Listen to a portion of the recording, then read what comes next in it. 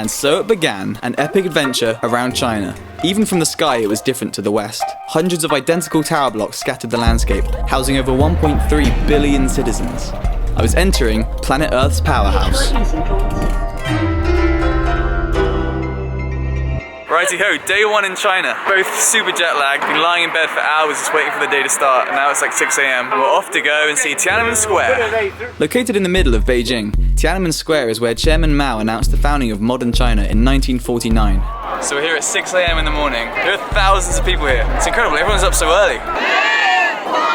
Outside of China, it's more famous as the location of a 1989 political protest.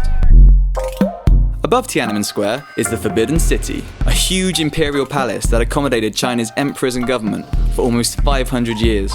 As we waited for it to open, locals approached us asking for selfies. Oh, that's the cat! This is when I first realized the difficulty of communicating. Are you from Beijing? Are you from Beijing? Eventually we entered.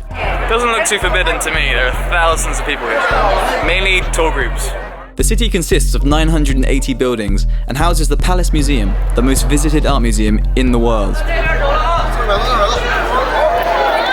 So all around the Forbidden City are these big copper and iron baths, which they used to fill with water for firefighting.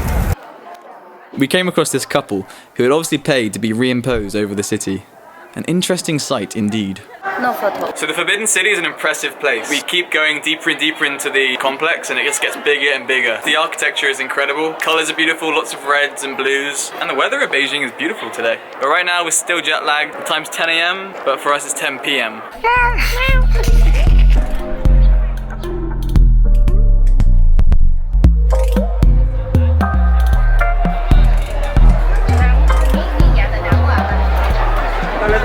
It's the afternoon now and it's so busy.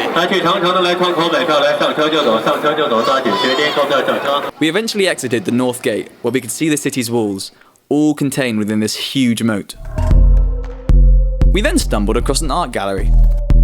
It was beautiful work, a mix of old and new, but nothing too controversial, as the government cracks down on that.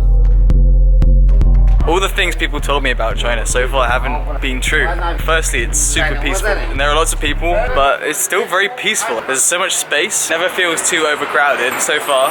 But just the local people that we're seeing in the streets, everyone's very relaxed, very calm, really nice atmosphere. Look at this street, we're just in like central Beijing. Everywhere you look, someone's fixing something, someone's upgrading something. I guess China's a booming economy, so that's part of the deal. Yeah, I really thought it would be more like a third world country, but it's really nice. I better jump. Okay. And that wraps up my first 24 hours in China. If you have any questions, just ask in the comments. Thanks for watching, and hit subscribe to see my next video, in which we'll visit the Great Wall of China.